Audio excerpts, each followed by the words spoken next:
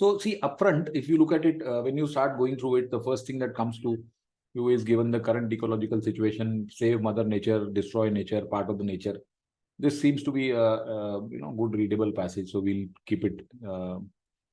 Okay, और ontology and textology थोड़े से terms, थोड़े taxonomy ये सब लग रहे हैं, but ठीक है. सेकेंड पैसेज हमने देखा डॉक्टर स्ट्राइक. ये तो एकदम डॉक्टर स्ट्राइक पढ़ते से you should think that this should be the first one to be attempted. Okay, ethical dilemma, perceived role of doctors in relation to human life. So ये first करेंगे हम सबसे पहले. Then we look at the third one, more than Elon Musk, Bill Gates, fortune, charity और philanthropy given pledge, इसके ऊपर है. तो ये भी ठीक है, पढ़ने में कोई ऐसा दिक्कत नहीं होगी, इसको भी कर सकते हैं हम. Then we go to the last one, summary of evolutions. Evolution may be hypothesized, and this looks maybe some kind of a passage that should be done in the end. Okay, so I would put it in the end once population bubbled up. तो इसको मैं end के लिए रख देता हूँ. Now some people have the view that हमने इसको end के लिए रख दिया था, लेकिन हमने जब बाद में किया तो पता पड़ा इसी में हमारे चारों सही निकले और बाकी में हमारे गलत हो गए. ऐसा और भी कोई है क्या जो who has the similar sentiments? Yes sir, मेरा था इसमें, मुझे लगा था गलत होंगे पर मेरे चारों सही. चारों सही हुए. Very good. Yes sir. हाँ, सेम विद मी. तो अब इसके, यस प्रिंस, आपका साथ भी ऐसे ही हुआ? सर नया ये सर, मैंने इस बार मतलब पिछले बार होता था क्या कि जैसे मैं छोड़ता था तो मेरे सही हुआ देते, बट इस बार मैंने इसको पिक कर लिया हाँ, कि देखता हूँ करके इस बार क्या जाता है, तो 3 सही हो गए थे उसमें से. 3 सही हुए. अच्छा, यस सर. तनुज क्या है आपका view? Yes sir, same happened with me sir. मतलब इसमें चारों ठीक हो गए थे, बाकियों में तो सेकंड लास्ट था उसमें गलत हो. ठीक है. तो now see, now on what phenomenon can we put this, मतलब इसको किसके, how do explain this? So let me try explaining this. This again shows the illogicality or unreasonableness of certain questions in the other passages, that perhaps this, because of it being a little more difficult to understand, they could not create any funny question or any funny option, which they do with easy to read passages. But one clear trend is emerging that at least with CL people, कि जहाँ पे passage आसान दे देते हैं, ये आसान होता है रीड करने में, उसमें अपनी होशियारी इतनी ज्यादा दिखा देते हैं कि they mess up the questions and options, whereas the passage which is difficult, उसमें इनके पास में स्कोप ही नहीं है कि उसमें क्या करेंगे. so they'll give the questions which can be attempted with accuracy. तो ये एक अब ये बीमारी है, ठीक है, तो इसको कुछ नहीं कर सकते हम. अब इसके बेसिस पे तो तैयारी नहीं कर सकते कि जो सबसे डिफिकल्ट दिख रहा है उसी को पकड़ लें और उसी के करें, ऐसा तो हम नहीं कर सकते. ठीक है, तो this happens, this is the chance that we have to take. Okay, इसके लिए कोई ऐसा रूल नहीं बन सकता है, तो I can only explain it this way. So let's, so I will keep it in the end. तो मैं तो इसको बाद में ही करूंगा, कम वॉट में, बिकॉज ऑब्वियसली आई फील कि जो पैसेज मैं पढ़ के समझ सकता हूँ उसमें स्टिल मेरे चांसेस ज़्यादा हैं सही करने के बजाय गलत करने के, राइट? तो now let's go to the VA part here. First let's, now this is as per me a wrong answer. Okay, this I don't agree with his answer. So do you all agree with me or not? So what should be the correct answer? Sir, I mark 4. Answer is a good question. Sir, 4 mark किया. हाँ, क्योंकि Tally किया है Sir, 4. Yes sir, I had marked 4. Yes, sir. Fourth mark And किया there था is a sir. very simple reason for it. There is a very simple reason for it. Let's read this. Great white sharks, a species including to this genus, are one of the ocean's apex predators, instilling a sense of awe and terror due to immense size. Fine. For years, they primarily created the sharks' highly developed olfactory and visual sensory systems as the cornerstone of their predatory success. So this is a very important point, that for years, इनकी जो success थी as a predator was attributed to olfactory, means sense of smell, and visual sensory systems. However, a groundbreaking study recently published has posited another layer of complexity, and that says that they've got this kind of they can sense the magnetic variations in the form of biological GPS, and therefore they can track these, traverse enormous distances and exceeding thousands of miles, locate and then kill them, right? So precision of navigation. तो अगर कोई भी पूछेगा इससे कि इसमें पहले ऐसा सोचा जाता था कि इनके हाईली इवॉल्व स्मेल और यही सिस्टम्स है एज अ कॉर्नरस्टोन, लेकिन अब ये कहा जा रहा है there is another layer. it doesn't mean that they have found out that these things don't play a role. Suppose उसमें ऐसा लिखा होता है कि now they have found out that this is not correct and their GPS or whatever is there that is responsible for their success as a predator. Then it's a different message that is coming here, right? Vanshika आपका कुछ point था? ये similar point था कि third fourth में confusion था, but fourth में क्योंकि ये विजुअल सेंसरी था तो वो एक हाँ, बेटर समरी हाँ, बता रहा था, हाँ. so that's why A fourth recent mark किया। scientific study reveals that great white sharks primarily rely, तो ये first तो बहुत easily हम eliminate कर सकते हैं, है ना? Belonging to the genus have been discovered to use the Earth magnetic field with deceptive tactics. इसमें सिर्फ बताया हुआ है कि GPS यूज करते हैं. Great white sharks use variations in Earth magnetic fields as GPS, allowing them to navigate vast oceanic expanses with remarkable. ठीक है भाई. Great white sharks noted for their imposing employ various strategies including olfactory and sensitivity to Earth's magnetic field. Now, there is absolutely, in fact, इसमें कोई भी option नहीं है जो बिल्कुल सही है, क्योंकि इस वाले फोर्थ में भी गलतियां हैं. फोर्थ में गलती ये है कि आपने इस तरीके से प्रेजेंट नहीं किया है कि पहले ये समझा जाता था कि इसमें ओल्फैक्टरी और सेंसरी सिस्टम ही है और अब इसमें ये भी आ गया है. ऐसा नहीं बताया, उसमें तीनों को एक ही दर्जा दे दिया है. तो this also honestly doesn't capture, and this doesn't capture at all because this doesn't talk about how earlier it was thought and now this is a different thought process, because this is not their only reason for success ना. ऐसा थोड़ी है, ये तो another layer of complexity है. ठीक है. तो I mean and I had gone with 4 because at least that covered olfactory and visual sensory. So he had tried to justify 3, which I don't agree. Yes, Shubham. Sir 1 में भी गलतियां बता दोगे क्या? 1 में? हाँ जी. 1 में तो बहुत ही बड़ा उल्टा ही बता रहा है यार. वो बोल रहा है कि they rely primarily on their olfactory and visual. ये तो पहले सोचते थे ऐसा.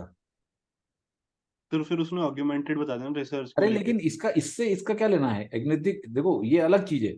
ऑगमेंट्स दीज प्राइमरी सेंसेस मतलब क्या है कि आपकी जो अर्थ की मैग्नेटिक फील्ड का जो सेंसिटिविटी है वो ओल्फैक्टरी और विजुअल को भी को और ज्यादा स्ट्रांग बना रहा है. ऐसा थोड़ी बोल रहा है वो. मैग्नेटिक सेंसिटिविटी के कारण आपकी सूंघने की शक्ति भी बढ़ गई और देखने की शक्ति भी बढ़ गई. ऐसा बोल रहा है क्या? Got it. बिल्कुल गलत है यार. डिफर कर लिया सर मैंने बहुत ज्यादा. Okay so yes sir yeah, just a second, I'm coming back to you, Vaishali. Pranjal had raised his hand for some point. Yes.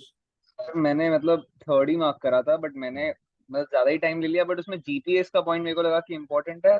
तो नहीं आपने देखो आपने मार्क किया थर्ड, आपने मार्क्स लिए कमाए तो very good. You earn those marks. All I am saying is that this is I mean I can only say that this is ये तो लॉटरी है ना कि अब बाकियों को लगा कि नहीं हमें लगा कि ये भी इम्पोर्टेंट है क्योंकि हमने उसको उस तरीके से पढ़ा तो हमने ये नहीं सर, है ना. सही बात.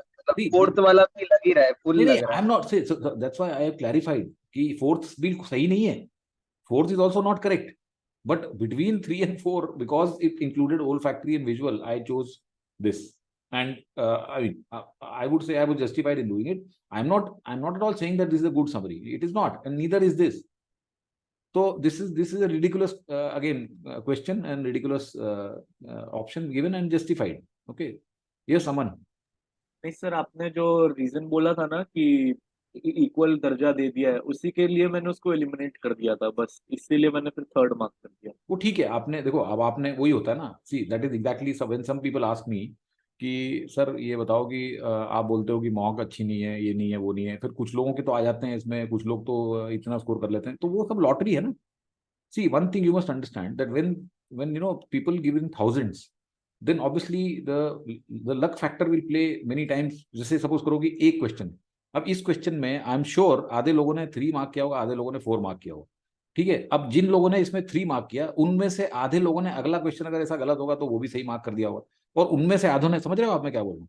If you are getting what I am trying to hint, yes sir. ultimately in the end you will find that there will be some 1 or 2 few lucky guys who would have marked all correct because of their luck factor. Okay, so this is how it plays. Okay, chalo, fine, we'll move from this question. Yes, any important point which you need to add, Tanuj, or we go? Sir, just want to ask one thing कि second में because it's partial इसलिए eliminate हुआ था ना, partially cover कर रहा है. ये सेकंड और थर्ड में दोनों मेरे हिसाब से पार्शियली कवर कर रहा है. Okay. और इसका कोई मतलब नहीं है. ये जो सेंटेंस लिखा हुआ है बिलोंगिंग टू जीनस, इसका कोई सेंस नहीं है यहाँ पे. That is also another problem. इसकी क्या रेलेवेंस है? It could be anything. ठीक है, वो बताना चाह रहा है कि वो एपेक्स प्रेडेटर्स होते हैं, बट कोई फायदा नहीं. Yes, Som had a point and then we move on.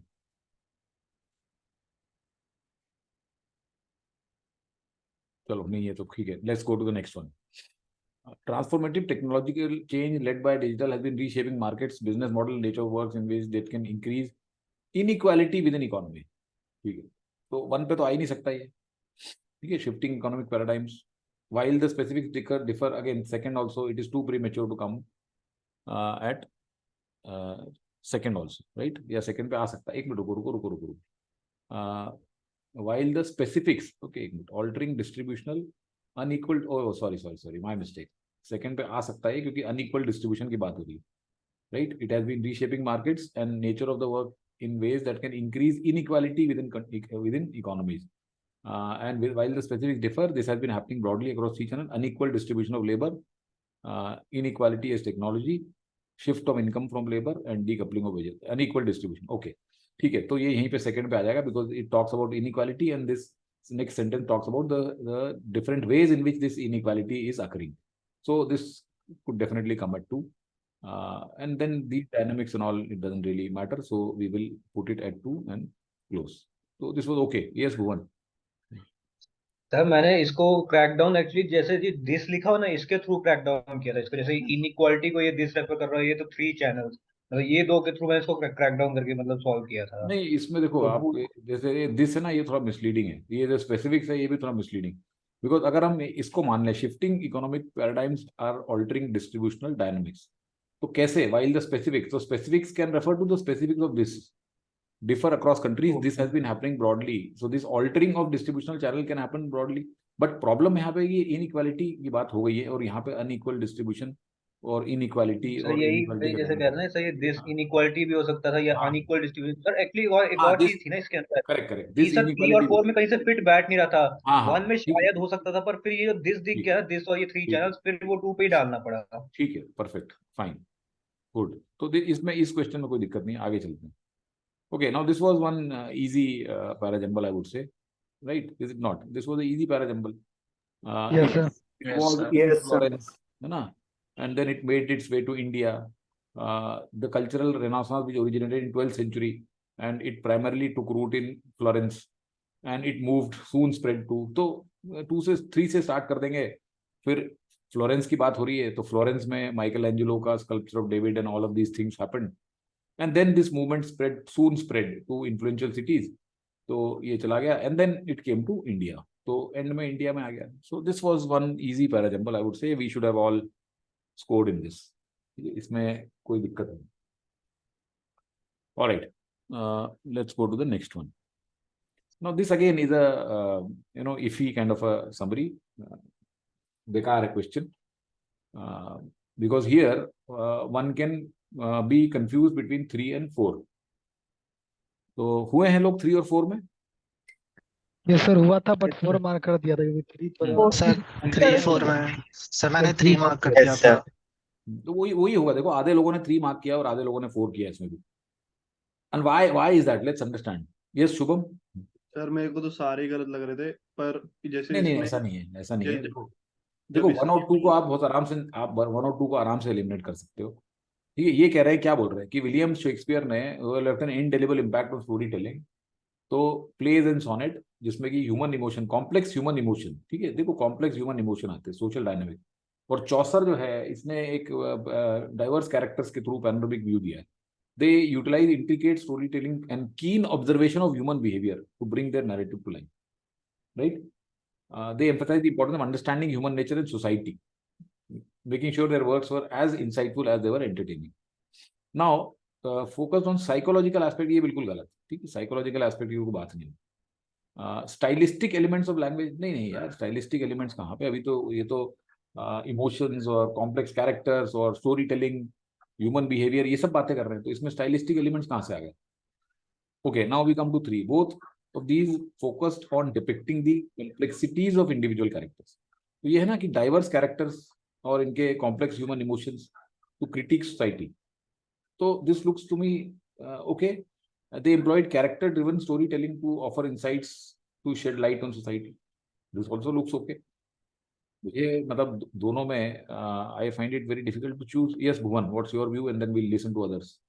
Sir मैंने इसमें सर क्या किया था, मैं तो 4 मार्क के रखी थी सर, मेरे को थर्ड फोर्थ में लग रहा था, बट सर इसमें ना सर थोड़ा इसमें कैरेक्टर ड्रिवन स्टोरी टेलिंग से वो इनसाइट्स दे रहा है, तो मेरे को थोड़ा लगा कि फोर्थ जाना सही होगा. एक minute. Depicting the complexities of individual characters और कैरेक्टर ड्रिवन स्टोरी टेलिंग, क्या फर्क है यार? बल्कि this gives me additional view about. So character driven story telling doesn't capture the complexities of human behaviour. Okay, character कैसे भी हो सकते हैं, हो सकता है कैरेक्टर बहुत ही स्ट्रेट फॉरवर्ड हो, बहुत ही I mean not really worthy of any depiction. Yes, let me hear from Gautam and then Nandini. Yes sir मैंने इसमें 4 मार्क किया था, मेरे को थर्ड में वो लास्ट क्रिटिक सोसाइटीज देना. क्रिटिक मतलब क्या होता है? So क्रिटिक मतलब doesn't mean criticise. Okay, critique means to analyze, to view, to give some insights. So this critique and shedding light is exactly the same. There is no difference. Yes, Nandini. Sir I just wanted to ask कि जैसे इसमें human behaviour और human emotions की बात हुई है, तो इसमें साइकोलॉजिकल एस्पेक्ट रॉन्ग क्यों नहीं, होगा? साइकोलॉजिकल अलग होता है ना. ह्यूमन साइकोलॉजी की क्या होता है? साइक क्या होता है? What is psych? Psych is related to mind, right? Mind. तो माइंड से the complex human emotions and social dynamics and human behaviour, इसमें कहाँ साइकोलॉजी का आ रही? That can not be really understood. Okay, okay. that is wrong. Psychological aspects is wrong. Yes, yes. Sir मेरे को तो इसमें 3 बेटर लग रहा था, क्योंकि एक तो कॉम्प्लेक्सिटीज वाला आ गया, जो कॉम्प्लेक्स ह्यूमन इमोशन, और वही क्रिटिक जैसे आपने बोला, तो एनालाइज, तो वो एक तरह से इंसाइट भी दे ही देगा, तो फोर्थ का भी पार्ट आ ही गया वो तो. बिल्कुल ठीक लगा आपको, कोई गलती नहीं आपकी. You were on the right track. Yes, Prince. ये सर सेम हुआ, लाइक पिछले वाले क्वेश्चन में मैंने वही लॉजिक लगा के आंसर मार्क किया था, और इस वाले क्वेश्चन में मैंने वही लॉजिक लगा के आंसर मार्क किया था, बट ये सही हो गया, वो गलत हो गया. वो तो वो देखो, यही exactly this is what I am saying कि ये सब 50-50 के चांस वाले हैं, कि वहां पे किसी ने जो भी सही चूज कर लिया, फिर हो सकता है उसमें से आधे लोगों ने यहाँ पे ये सही चूज कर लिया, ऐसे करके चलती रहती है ट्रेन, है ना. ये जब नंबर हजारों में होते हैं तो इस तरीके से गेम चलता है. ओके, तो आई वुड से कि आप इसमें से बल्कि three appears to me little better than 4, because it talks about complexities of individual characters. Very clearly he says, देखिए, complex human emotions, social dynamics, human behaviour, okay, human nature, society, understanding human nature, society. So जब तक आप complexities नहीं बोलोगे तब तक ठीक है. आपने इन्होंने जस्टिफाई क्या करा है बोल के कि स्टोरी टेलिंग, है ना, उन्होंने कहा कि भाई ये story telling narrative say that is important. तो यार ये तो देखने पढ़ने वाले की बात, मतलब जिसने ये क्वेश्चन बनाया उसकी बात है ना, उसको स्टोरी टेलिंग अच्छी लग रही है, मुझे इसके अंदर कॉम्प्लेक्सिटीज समझ में आ रही है. तो आप अब उसने ठीक है, because he has created it, so he has marked the answer as 4 and we have to go by it, but I don't agree. ये समन. सर अगर कैट में ऐसे कुछ सिचुएशन में पड़ गए तब क्या करें? कुछ नहीं, देखो यार, जो चीज हमारे कंट्रोल में नहीं ना उसके बारे में मत सोचो आप. ओके, कुछ इसमें can we do anything about it? If those professor they lose their head, can we do anything? We can't. So there is no point in thinking about it. We can only prepare for logical circumstances and situations. अगर मैं बोलूं कि मैं आपको तैयारी कराता हूँ इलॉजिकलिटी handle करने की, तो that itself be the biggest illogical statement, isn't it? तो हमें यार उसमें नहीं जाना, हमें तो चीजों को एनालाइज करना है ना अपनी तरफ से बेस्ट तरीके से. We have to discuss, reason it out. We have to kind of debate, discuss among ourselves ki why. I am open to discussion on each and every question. Okay, and the more we discuss, the better understanding we get, because we need to be very logical about it ना. तो अब और दूसरा ये है कि fortunately those guys, they also are known to have a few inconsistencies. एक आध होती है, लेकिन obviously इतनी नहीं होती. ठीक है, इतनी नहीं होती है. ओके, बट देन ये दो देखो यार, आप एक चीज समझो कि वो लोगों को तो 3 स्लॉट के पेपर क्रिएट करने हैं, इन लोगों को, और कोई भी इंस्टीट्यूट वालों को, उनको सैकड़ों पेपर, इनको तो मॉक इतनी सारी बनानी है. तो इसके अंदर क्वालिटी कंट्रोल हो ही नहीं सकता है. सिंपल सी बात है ना, when there is a mass production then quality control can not happen. वो लोग जो है वो, and I obviously I feel that those guys have a little more intelligence than these friends, these people here. Okay, at least I would like to think so, and I would like to prepare it like this only. ठीक है, can it be difference between on the basis of focus? No, there can not be any difference between focused और employed. Not at all, not at all. ये सब छोटे छोटे से word जो होते हैं, ये कोई ये तो सिर्फ क्या है, इन लोगों को देखो, ये क्या है, ऑप्शन क्रिएट करने के लिए काम में आते हैं ये सब. तो ठीक है, अदरवाइज इसका कोई मतलब नहीं. Alright, let's go to the next one. Okay, this also was okay. This was not a bad this was not a bad para jumble, I would say. This is a little difficult, but this can be done. Okay, just like we can't choose our eye color, we can't choose the chemical makeup of our brain. And this can dispose us to a variety of complications from clinical depression to epilepsy.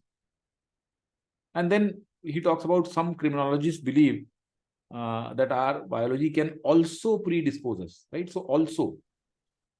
So obviously this has to follow these two. And then in the end, the biological factors are given. So 2, 3, 4, 1.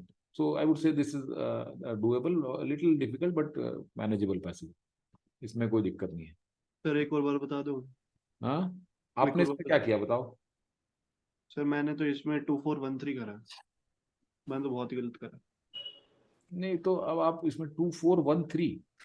नहीं यार, एक तो इसमें आपने this किस चीज को बना रहे हो आप? सर इनको what is this? What is this? Suppose नहीं, just read it carefully and tell me if you put it like this, then what is this?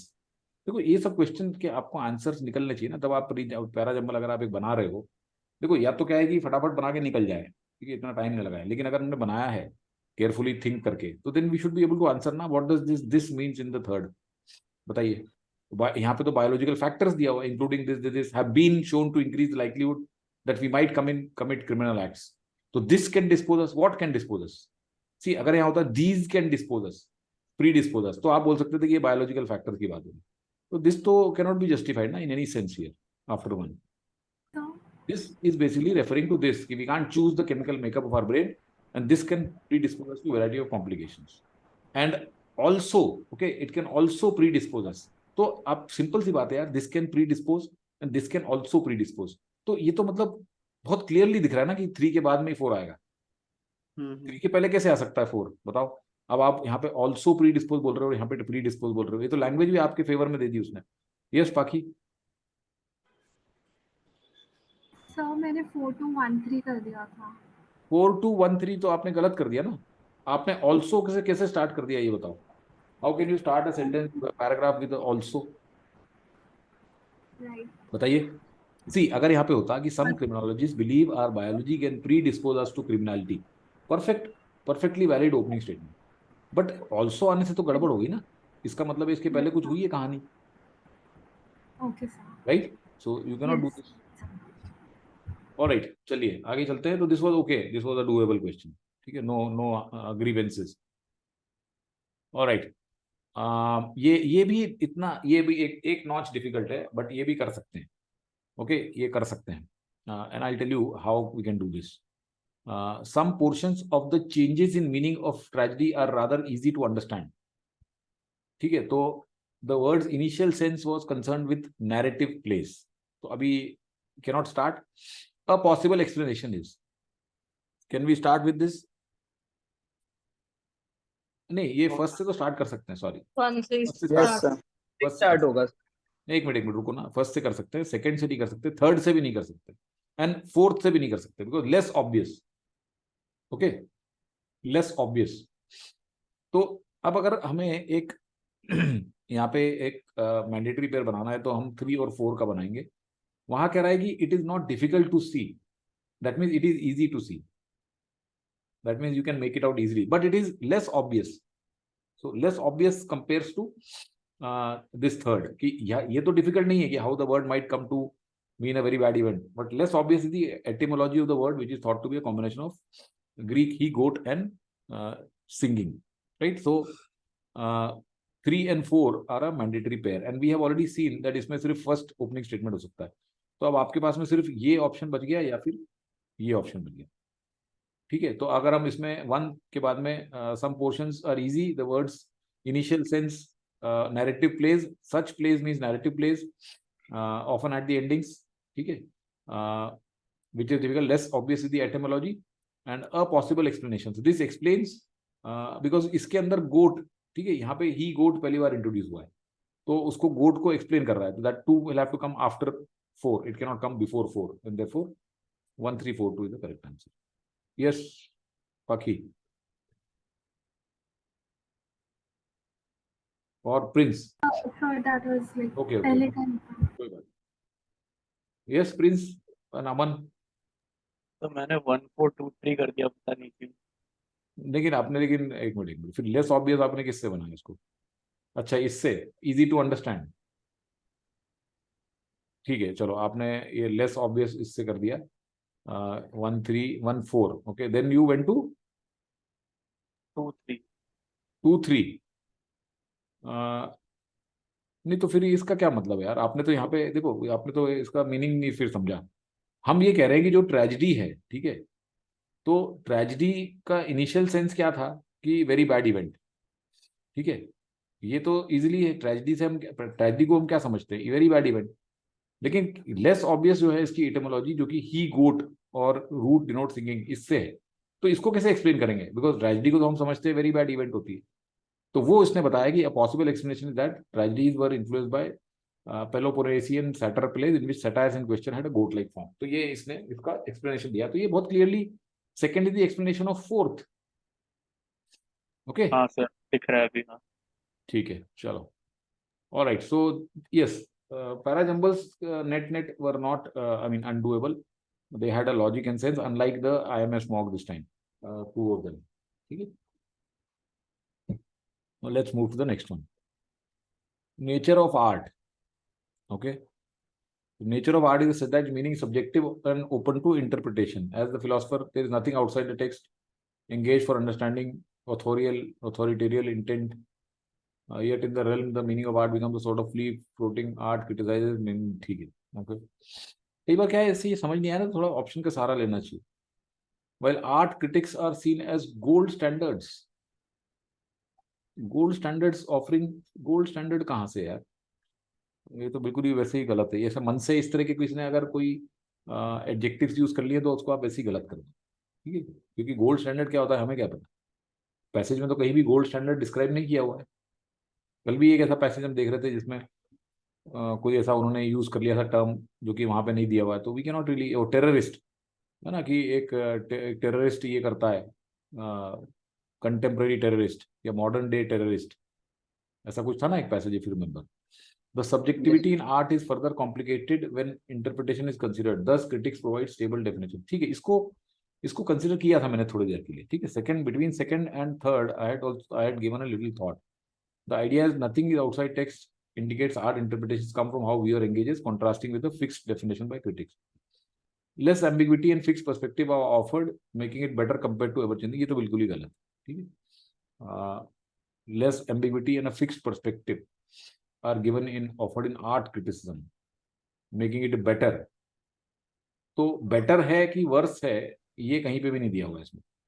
ठीक है, वो तो सिर्फ ये कह रहा है कि आर्ट जो है वो इंडिविजुअल इंटरप्रिटेशन से होती है, लेकिन जो आर्ट क्रिटिक्स हैं वो इसको क्रिस्टलाइज कर देते हैं और एस्टैब्लिश्ड आर्टिस्टिक थ्योरीज में उसको कन्फाइन करते हैं. तो ये नहीं बोला कि दिस इज बेटर और this is verse.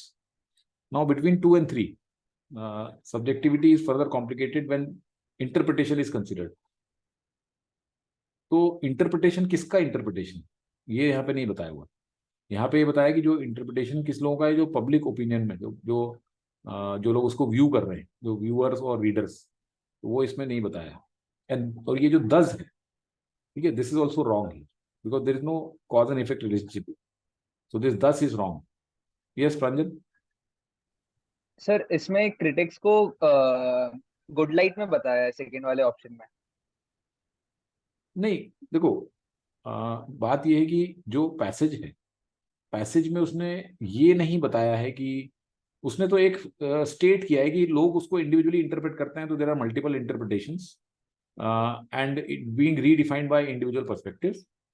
Art critics जो है वो उसको क्रिस्टलाइज कर देते हैं. अब ये गुड है, बैड है, अगली है, या उसका रिजल्ट है, या क्या है, कॉज एंड इफेक्ट है, ऐसा कहीं नहीं बताया कि लोगों को मुश्किल होती है. किसी आर्ट का हमें इंडिविजुअल पर्सपेक्टिव भी मिलता रहता है. We don't get a fixed idea about the art, therefore the art critics work is very valuable, वो are able to confine this within the established theories. ऐसा नहीं लिखा है ना उसने. उसने सिर्फ बोला कि लोग जो है वो उसके पर्सपेक्टिव बदलते रहते हैं, लेकिन आर्ट क्रिटिक जो है उसको एक बना देता है बस. तो ये 10 वर्ष ये सब सपोर्ट नहीं होता इसमें. Idea that nothing is outside indicates art interpretation comes from how viewer engages, contrasting with the fixed definition, बस. तो ये दोनों का कंट्रास्ट है, तो इसलिए इसमें 3 करेक्ट है. 3 में कोई दिक्कत नहीं है. Okay, so do we agree? Yes, Yash बोलिए. सर ये वाला तो आपका आ गया, पर मैंने लाइक सेकंड को एलिमिनेट किया था फर्दर कॉम्प्लिकेटेड से। लाइक मेरे को समझ नहीं आता फर्दर कॉम्प्लिकेट कैसे नहीं, हो रहा है। फर्दर कॉम्प्लिकेटेड भी इसमें थोड़ा सा गलत, उसमें अगर ऐसा बोलता ना वो कि subjectivity is art is further complicated when individual interpretations are considered. Individual interpretations are considered मतलब ये क्या बोल रहा है कि वैसे ही व्यूअर का एक उसमें सब्जेक्टिविटी है, और yet in the realm of public opinion meaning becomes a sort of free floating interpretation continuously being redefined by individual perspectives। मतलब इंडिविजुअली लोग उसको अलग अलग तरीके से, किसी को किसी उसमें पेंटिंग में घोड़ा दिख रहा है, किसी को गधा दिख रहा है, किसी को बैल दिख रहा है, किसी को खच्चर दिख रहा है। मतलब बात यह है कि देखो सब्जेक्टिविटी है, आपने अगर सपोज करो उसको आपको उसमें गधा दिख रहा है, ठीक है, और किसी को उसमें घोड़ा दिख रहा है। अब फर्दर उसका इंटरप्रिटेशन फ्री फ्लो है, किसी को उसमें और भी कुछ दिखने लग गया, फिर किसी को और ही कुछ दिख गया। तो पॉइंट इज कि ये इसके कारण फर्दर कॉम्प्लिकेट हो गई, तो वो ठीक है, लेकिन ये इसको ढंग से लिखना चाहिए। But the main problem with this is that this does कि इसका सोल्यूशन क्या है कि क्रिटिक्स एक ही डेफिनेशन दे दें। That is not what is given here. Do we agree? Yes sir, yes sir. ठीक है, चलो, alright, let's go to the next one. Rejecting the idea, ये इजी क्वेश्चन था। ओके, इजी क्वेश्चन था। इसमें ही तो चलो, ही तो कहीं भी आ सकता है, तो अभी तो उसके बारे में बता रहे हैं। And then they say that troubled by vilification material he argues he sought ways to mitigate. अब उसके बाद में यहाँ पे आ जाएगा rejecting the idea that only solution to ban bury he initiated experiment to find alternative disposal. तो ये उसको ऑल्टरनेटिव डिस्पोजल के मेथड्स यहाँ पे मिल गए, ठीक है। तो इसने फिर प्लास्टिक के साथ में जाके बिटुमन के साथ में ये सब कर दिया, तो इसलिए 3 इसमें हम आसानी से चूज कर सकते। This was okay question. So VA part was not was difficult or easy to the extent that two summaries were bad। तो अगर किसी ने उसमें अनफॉर्चुनेटली दोनों ही गलत चूज कर लिए, ठीक है, and I was one of those who unfortunately at the receiving end of this, because इसमें मैंने मेरे हिसाब से इसमें ऑफ कोर्स सारे गलत थे, लेकिन फिर भी मैंने इसमें 4 चूज कर लिया था, और मैंने इसके अंदर शेक्सपियर के अंदर 3 चूज कर लिया। ओके, तो if you are on the wrong side of this, then obviously you will lose marks. If you are on the right side of it, you will get very good marks in VA। तो ये तो एक lottery है एक तरह से, because 2 questions being this kind of a dicey are not really, it's not really good, doesn't really speak well। ठीक है, चलो आगे चलते हैं। As usual, I have raised these queries. I always put it on the comments on their site कि भाई इसका explain करो मुझे, but and I don't expect any answers. They will never come back. I know they will never, because they don't have any answer। All right, so let's go to the questions, sorry, passages। So we first decided we'll do the doctor strike, ठीक है। So doctor strike, ethical dilemma under doctor is considered to be in social contract, obliged to treat a patient's life, a majority, ठीक है, socialized medicine, healthcare is a joint responsibility, fine। Most societies seem to follow a utilitarian view that strike is ethical only under the condition that the action carries greater good for doctors and to society, that the loss occurring as a result of denial, okay, the good for doctors is greater than the loss। However, the decision regarding what defines the greater good is complex। So अब ये doctor के working condition बताई हैं, they are a pity, added misery is brought upon by low wages, extended working hours, lack of governance, ठीक है, straightforward suspension of care, but whether it is the government's fault, ultimate result healthcare being denied, ठीक है। Historically, strike was kept to non-emergency cases, however emergency maybe differ from general perception, and delaying care to turn into preventable emergency is also bear moral repercussions। Strikes may impact patients, increasing prolonging suffering and all of these things। Suspensions can turn the flow of patients to the private sector। Public health are relatively cheap compared to this, and therefore people of low socio-economic status may not be able to avail of healthcare at all। ठीक है, तो easy passage में कुछ भी नहीं था पढ़ने में। Let's shall we look at the questions? Okay, if doctors in a developing country go on strike to protest years of underfunding public healthcare, resulting in outdated equipment and all of this, the author would most likely agree with which of the following? तो इसमें sir ए mark करा था मैंने तो। ए first mark किया था sir. justified। देखो first ठीक नहीं है इसमें। क्यों नहीं है ठीक, बताइए। सर इसमें सर हम्म, ऑथर ने कहा हुआ पैसेज के अंदर कि जैसे होता है ना कि गलत कितना गलत बड़ा गलत हो सकता है उसके बारे में बात कर रहा है, तो ये तो खाली सीधा ही बस गलत कह रहा है कि मतलब नहीं, नहीं, ऐसा नहीं। अनजस्टिफाइड लॉस हो वो भी बहुत नीचे का पैसेज है। नहीं नहीं नहीं, एक मिनट इसका ये आंसर आपको डिसीजन यहाँ पे एक मिनट इसका आंसर यहाँ पे मिलेगा। Most societies seem to follow a utilitarian view that pronounces strike as ethical only under the condition that such action carries greater good for doctors and society than the loss occurring as a result of denial of health services। तो अगर आपने कुछ भी strike करी है या कुछ भी ऐसा कुछ हरकत करी है तो उसके कारण सोसाइटी और डॉक्टर्स को लेट्स से 100+ गेन हुआ और लोगों का लॉस 50 हुआ, then this is a net gain। But if the doctor's gain is just +50 and the society's loss is 100, then this is not justified। Therefore, blanket हम ये नहीं कह सकते कि जो loss occur हो रहा है तो that is good or bad। You get my point? First says strike is unjustified since people of low economic status would be affected by it। So now suppose they are affected by only -50, whereas the gain for this strike is 100। That means government is able to do much more, or people are able to they ultimately get much more in return।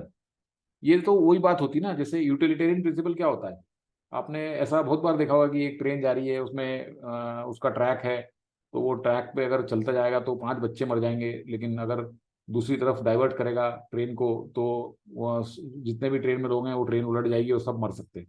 तो वो क्या करेगा? तो इसका answer क्या होता है? 5 बच्चों को मारना। 5 बच्चों को मारना। तो ये वही 5 बच्चे हैं। अब इसमें अगर लिख दिया है कि भाई the driver action is unjustified since those 5 kids would be killed, ये वही बात होगी ना। तो वो बोल रहा है कि लेकिन 5 बच्चे तो मर जाएंगे लेकिन हजारों बच जाएंगे। That is utilitarian view. तो इसलिए ये गलत है आंसर, ठीक है। Because we cannot black and white in black and white we cannot say that whether this will be good और बैड, ठीक है। They will be affected, but suppose they are affected very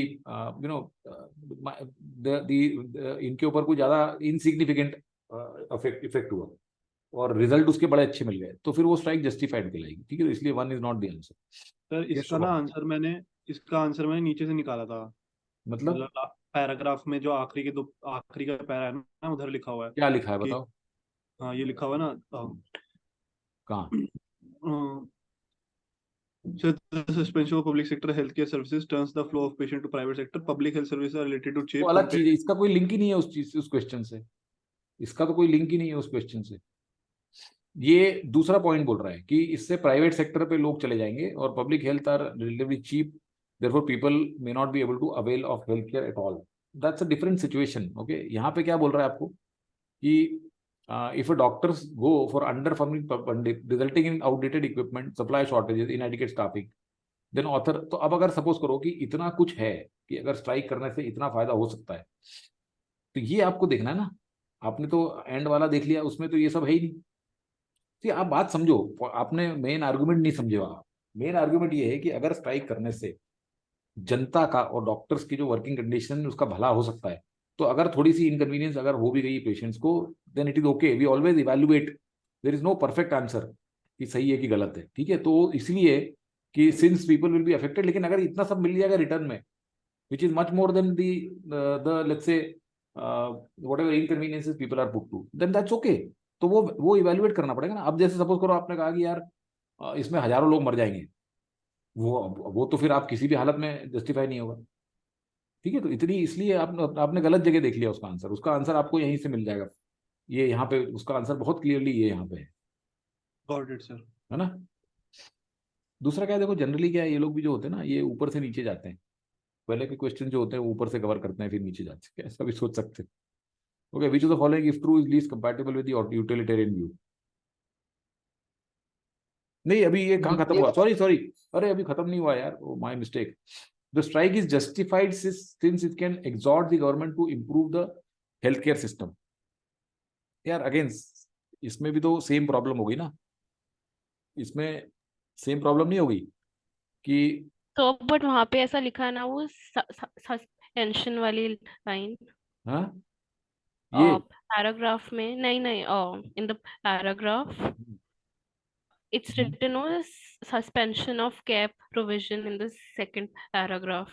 नहीं नहीं, आप देखो एक चीज समझो, जो मैंने आर्गुमेंट आपको इसको अनजस्टिफाइड के लिए दिया है, same argument holds for justified also, that unless we know what is the net gain and what is the net loss, what is the gain and loss and what is the net gain और net loss, तब तक हम ये नहीं कह सकते कि ये जस्टिफाइड है कि अनजस्टिफाइड। आप बात समझो। यस राहुल। सर मैंने तो ये ऑप्शन 1 और 2 जस्टिफाइड और अनजस्टिफाइड वर्ड देखते ही हटा दिए थे, बिकॉज वो कह रहा है वहां पे कि वो कॉम्प्लेक्स है, तो ना वो जस्टिफाई हो सकता ना वो अनजस्टिफाइड हो सकता। हाँ ठीक है, आपने ये भी ठीक किया, ठीक है, बिल्कुल बात सही है आपकी।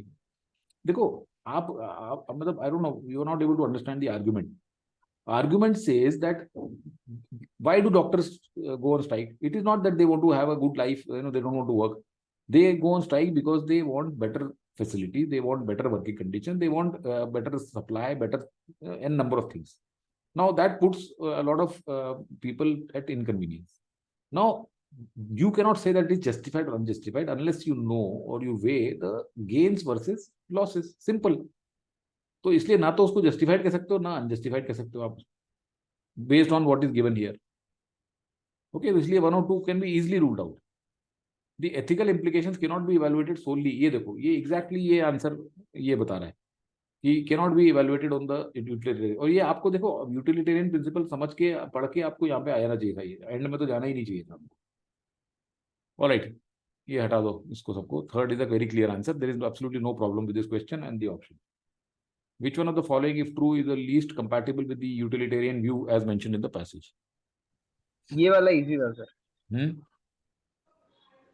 Least compatible. So doctors overwork doctors to hire more staff and therefore reduce medical errors in the long run. तो ये तो utilitarian view है इसका, right? It is compatible. Due to a chronic shortage, presses the government into more funds. ये भी है. Lack of essential leading to immediate funding and acquisition of ventilators and defibrillators. ये भी है। एक्सपेरिमेंटल ट्रीटमेंट क्या होता है यार? 3 is the right answer, 4 is the right answer. इसमें कोई चैलेंज नहीं है। Okay, this was straight forward question, nothing hanky panky about it. Each of the following is not a valid inference from the passage except. Not a valid inference except means which is a valid inference. नहीं नहीं नहीं नहीं, well not an invalid. ओ देखो कितनी बदमाशी है, कितनी बदमाशी है, कितनी बदमाशी है। 3 negative. Not an invalid except, right? Which means which is valid except, which means which is invalid. Okay, which is invalid. ये इसने ये इस गेम में ये सिर्फ यही गेम खेलता है सीएल वाला। इसी में फंस गया था सर मैं। हाँ, इसी में फंस गया था इसी में मैंने भी वैलिड ढूंढ रहा था। समझा सही था। इसी में फंस गया हो गया। ठीक है, which हाँ is जी sir. valid. Strikes in the public healthcare can put pressure on private healthcare sector. So is this a valid inference or is it invalid inference? Valid. देखो मैं ठीक है, इसको अगर हम बोलेंगे हाँ सर ये तो सही है, लेकिन मैं इसको बहुत सही नहीं मानता हूँ। पुट प्रेशर मतलब क्या है? वहां पे क्या बोल रहा है वो कि suspension of public health can turn services turns the flow of patients to the private sector. Now यहाँ पे कहीं पैसेज में से लिखा हुआ है कि private sector is not geared to handle such a flow and therefore it comes under pressure. Pressure मतलब क्या होता है? Is pressure used here in positive sense और negative sense? Yes Sagar. Sir मैंने भी सेम उस पे यही मार्क कर दिया था फर्स्ट वाला, बट सेकंड वाला मतलब उनका लॉजिक। अभी मैं आपको दिखाऊंगा इसमें मल्टीपल कैसे हो सकते हैं। ठीक है ना? तो ये मेरे ख्याल से सही नहीं है ये। ठीक है, कैन पुट सर यही सोच के मार्क कर दिया था कि प्रेशर तो कुछ है ही नहीं, प्राइवेट है वो तो उसके लिए तो बेटर ही होगा। अच्छा एक बार बताओ ये सही करने के लिए इसको क्वेश्चन को कैसे फ्रेम करना चाहिए? ये जो पैसेज लिख दिया ना, फ्रॉम द पैसेज, ये गलत लिखा है इसने, क्योंकि पैसेज में ऐसा कुछ भी नहीं बताया हुआ है कि private sector is strapped for resources. Private sector में रिसोर्सेज नहीं है। पब्लिक सेक्टर में अगर सस्पेंशन हो जाएगा तो लोग इतनी भीड़ आ जाएगी कि प्राइवेट सेक्टर डूब जाएगा। ऐसा कहाँ लिखा है इसने? उसने तो सिर्फ ये लिखा है कि turns the flow of patient. और दूसरी लाइन में ये भी लिख रहा है कि जो बेचारे गरीब लोग होंगे वो तो हेल्थ केयर ले ही नहीं पाएंगे। तो फिर कहाँ से उसके बाद भीड़ आएगी भाई? जो लोग पब्लिक सेक्टर में जाते कौन से? जो बेचारे गरीब लोग हैं। अब गरीब लोग जब वहां जा नहीं पाएंगे तो फिर कैसा प्रेशर उसके ऊपर? ये तो अपने आपके आर्गुमेंट को डिफीट कर रहा है ना ये। You get my point? How is he self defeating his own argument? On one hand, he's saying, On one hand, he's saying that people of low economic status may not be able to avail of healthcare. On the other hand, he's saying it will put the pressure. What kind of crap is this? ठीक है, so I don't kind of agree with this. ठीक है, इसको रख लेते हैं. मतलब ये एक जनरल स्टेटमेंट अगर कोई बोलता तो हम मान सकते हैं उसको कि strikes in public health care can put pressure. This is okay as a general statement. मतलब वर्ल्डली टर्म्स में ये स्टेटमेंट सही है, लेकिन from the passage I can not deduct this. ठीक है, this is invalid as per me. Okay, people of low socio-economic status do not have access to the private healthcare. Now, this access means what? Yeah, access means what? Access means they don't have resources, or they are not allowed there, or they are discriminated against. Access is a very broad term. What is the, जैसे मैंने कल आपको एक passage में दिखाया था exploit. ठीक है, मैंने आपको एक वर्ड बताया था exploit. Exploit can be used in two ways. Exploit means take full advantage of, utilize it, or exploit also means that misuse. तो अब आप ये बताओ यहाँ पे कि ये जो एक्सेस है, डू नॉट हैव एक्सेस, यहाँ पे कोई मना थोड़ी कर रहा है इनको निकाल के बाहर थोड़ी फेंक रहे हैं.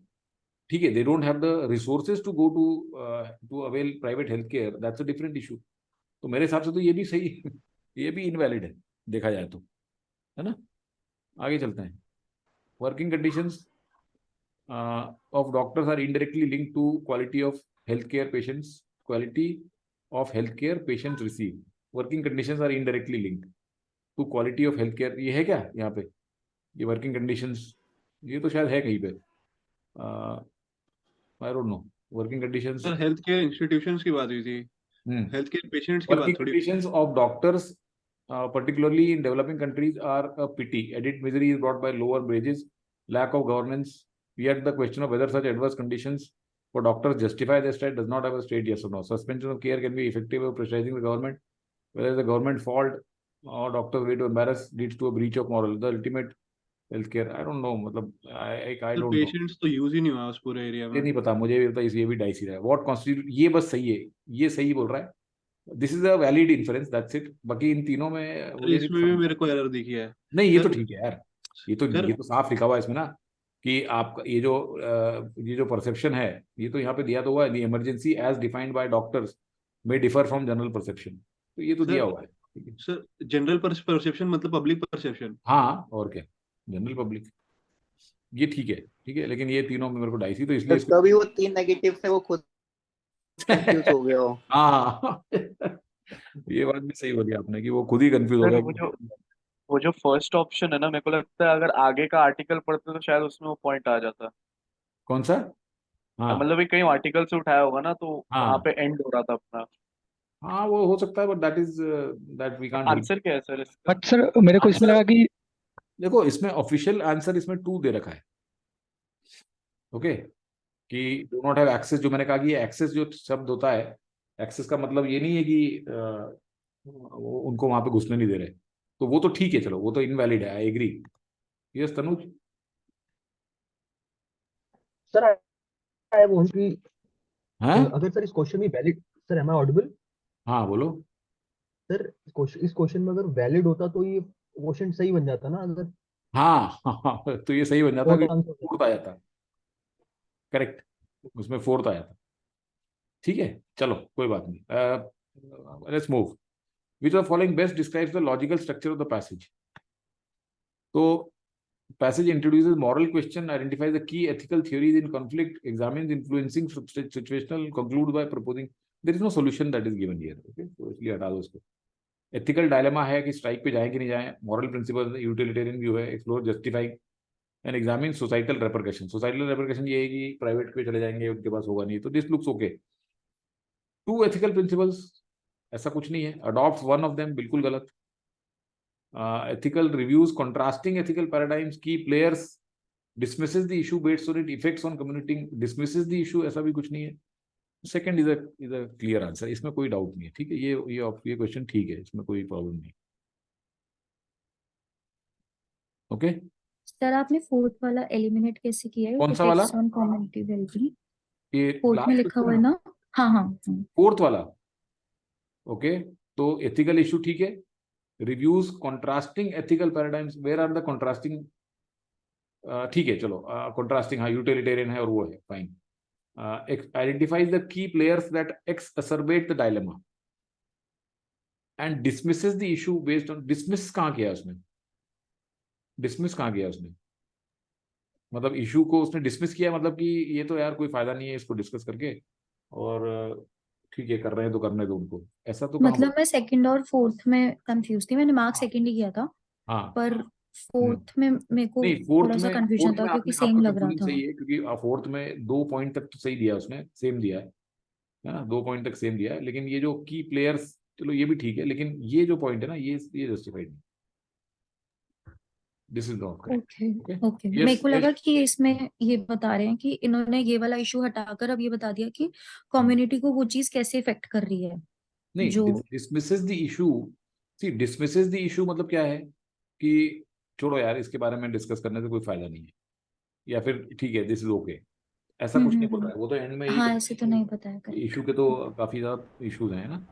Yes okay yes. Thank you. तो सर मेरे को तो लाइक ये नहीं मिल रहा था कि टू एथिकल प्रिंसिपल्स और एथिकल थ्योरीज, एक ही तो थ्योरी है ना यूटिलिटेरियन वाली, तो हाँ तो नहीं नहीं नहीं नहीं, हाँ देखो एक तो ये है कि यूटिलिटेरियन प्रिंसिपल है, ठीक है, तो यस सर कंफ्लिक्टिंग कंफ्लिक्टिंग क्या है कि कंफ्लिक्टिंग मॉरल प्रिंसिपल, मतलब this reflects better compare to contrasting ethical paradigms, है ना, तो यस सर एथिकल पैराडाइम तो उसमें यूटिलिटेरियन ही दिया हुआ है, तो इसलिए हम यस 4 से भी हटा हटा सकते हैं।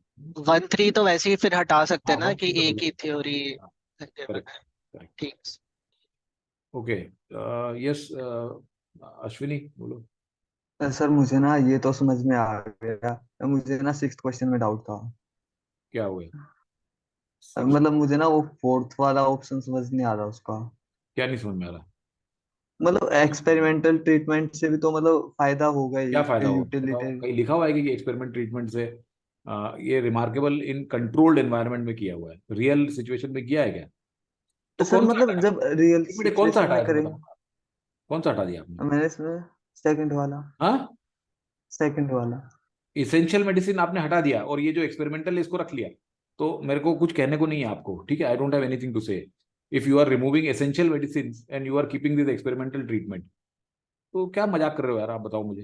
Chronic shortage of essential medication, you are removing this, तो गलत है ना यार, आप गलत थॉट प्रोसेस में हो। यस पाकी, लेट्स क्विकली मूव यार, बहुत कुछ करना है आगे, बोलो।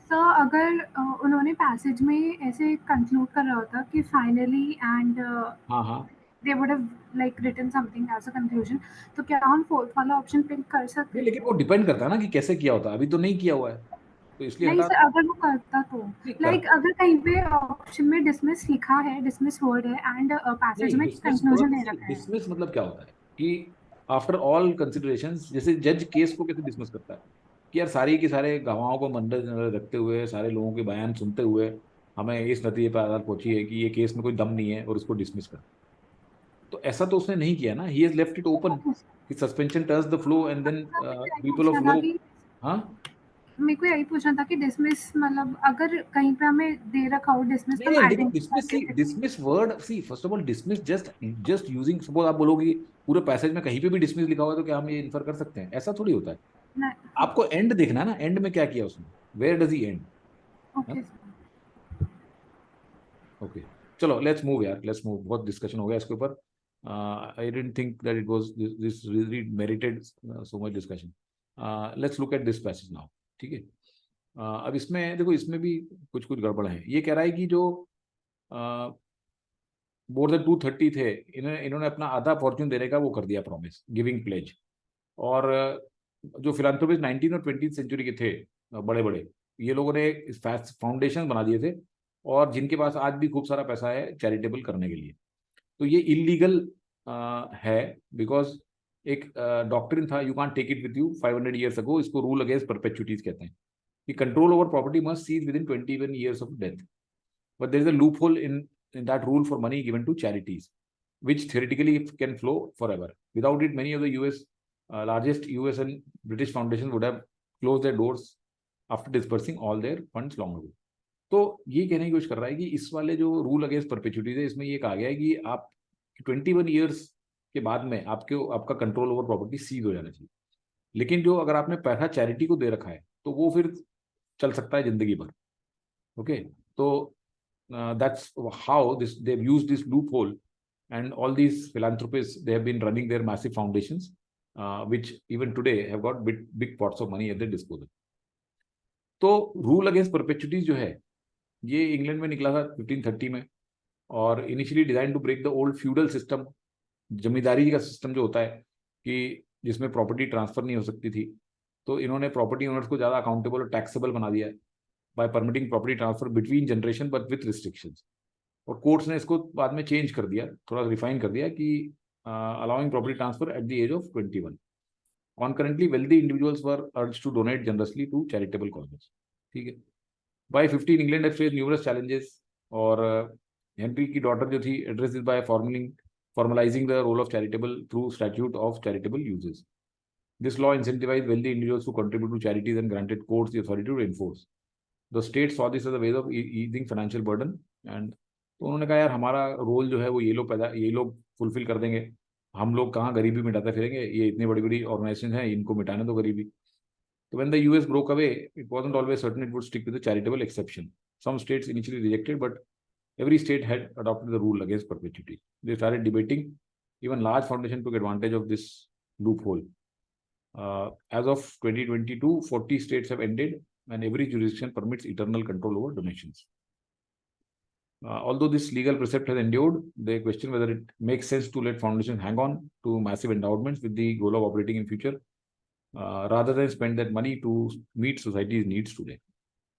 तो अभी इसके ऊपर डिस्कशन चल रहा है, ठीक है। Let's talk about rules of against perpetuities can be traced. हाँ बोलो तनुज। सर इसका मेन आर्गुमेंट मुझे ढंग से समझ नहीं आया, एक बार आप थोड़ा बता दोगे? मेन आर्गुमेंट इसका जो ये है कि today there are many philanthropists या many industrialists, wealthy people who are giving away half of their fortunes within their lifetimes. मतलब कि वो instantly help करना चाहते हैं लोगों को, rather than these 1920s with 20th century philanthropists जिन्होंने फाउंडेशंस बना दी हैं जो कि परपेचुइटी तक चले जा रही हैं, और वो अभी भी वो फाउंडेशंस के थ्रू चैरिटेबल कॉजेज करते रहते हैं। तो अब ये जो इसका जो ये है, this is basically kind of illegal, because एक रूल बना था, जो रूल अगेंस्ट परपेचुइटीज में था कि आपकी वेल्थ जो है वो 21 ईयर्स तक आप कंट्रोल कर सकते हो आपकी डेथ के बाद में, उसके बाद में वो नहीं कर सकते हो कंट्रोल ओवर प्रॉपर्टी सीजेस। लेकिन इसमें लूप होल था कि आपने अगर चैरिटेबल इंस्टीट्यूशंस को अगर फाउंडेशन बना दी है, चैरिटी के लिए दिया है, तो ये फिर आपका चल सकता है आगे तक, it can flow for ever. फिर उसके बाद में ये बताया कि रूल ऑफ अगेंस्ट परपेचुइटी कब आया था, इंग्लैंड में आया था। फिर इसके अंदर जो है एलिजाबेथ जो थी, इसने इसके अंदर एक स्टैट्यूट ऑफ चैरिटेबल यूजेस बना दिया था, ताकि क्या होता है कि अब जो गवर्नमेंट होती है या किंग है या क्वीन है, उनको गरीबों को हेल्प करना है, उनके पास पैसे नहीं है, तो उन्होंने कहा यार ये अगर ये जो ऑर्गेनाइजेशंस हैं चैरिटी करना चाहती हैं और आगे तक चलाना चाहती है, तो हम करने देते हैं इनको, एटलीस्ट हमारी बर्डन कम हो जाएगा। तो इस तरह से ये जो चैरिटेबल एक्सेप्शन था, इन्होंने इस रूल अगेंस्ट परपेचुइटी में दे दिया, ठीक है। और इसी चीज को कुछ स्टेट्स ने पहले तो हटा दिया था, लेकिन बाकी यूएस में सब स्टेट ने इसको अपना लिया, and then they took advantage of this Elizabeth's philanthropy loophole. तो 2022 तक 40 यूएस स्टेट्स ने एंड कर दिया और लिमिट कर दिया उस रूल को, लेकिन it permits eternal control over donations, ठीक है। एंड इसके कारण ये चला आया आज तक। लेकिन अंत में ऑथर ने ये जरूर बताने की कोशिश की है कि इस तरह की चैरिटी से जो डोनेशन होता है, उसके बजाय अगर हम आज सोसाइटी की नीड्स को मीट करने के लिए स्पेंड करें, तो that is better, right. Okay, तो it can be traced back to having charitable intentions, flawed conception, sovereign objectives, social considerations. बताइए। Sir, I was confused between first and third. Sir मैंने तो fourth sir लगाया था। मुझे third और fourth में confusion थी सर। सर मैंने 4 लगाया। सेकंड, एक मिनट, सेकंड क्यों नहीं लगा? Why not second? मैंने सेकंड ही लगाया था। Yes, sir. I also thought मैंने भी second. सेकंड लगाया। Yes, sir. मेरे को चारों ही लग रहे हैं अगर ऐसे देखा जाए तो। वही मैं बोल रहा हूँ ना आपको, why not second? Can we not say that it had a flawed conception? Yes, sir. sir, मैंने है यही और है conception। लिखा, वहाँ दिया भी, वहाँ भी है। सर मैंने First भी thing that he second talks लिखा about is था। there a loophole in that rule, and Elizabeth ने ये जो address this by formalizing the role of charitable institutions and stick with this charitable exception. So जब आपने यहीं पे लिख दिया उसका कि there was a flawed conception, मेरे हिसाब से तो ये भी सही है, ठीक है, और सॉवरेन ऑब्जेक्टिव है, ये भी सही है, क्योंकि ये कह रहा है कि design to break the old feudal system and property owners more accountable and taxable. That means you wanted to increase the money with the government, you wanted to have more taxes, so that's why it was implemented. तो ये भी ठीक दिख रहा है मुझे. तो charitable intentions भी कह सकते हो आप यार एक तरह से, क्योंकि इसमें ये कह रहा है ना कि statute of charitable uses, charitable donations को करना है, तो यार इसमें क्या गलती है?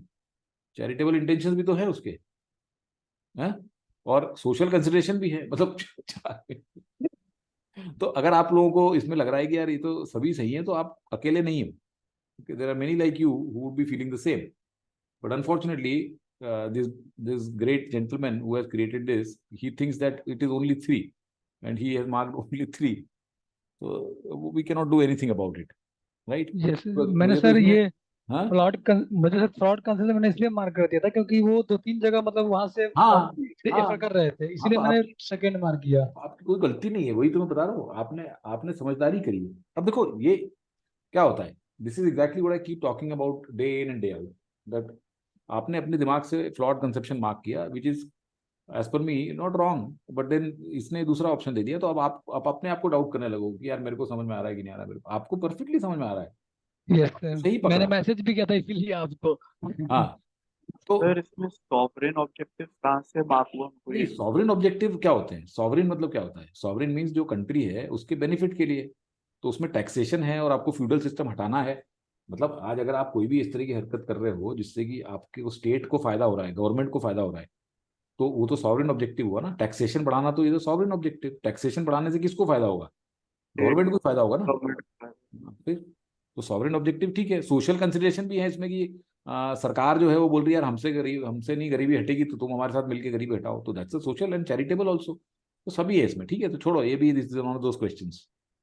All of the following do not accurately encapsulate the trajectory of charitable except, ठीक है. तो इसमें से मतलब एक accurately encapsulate करता है, वो बताना है हमको. From easing the state's financial burden in caring for the poor to completely absolving the state of its responsibilities.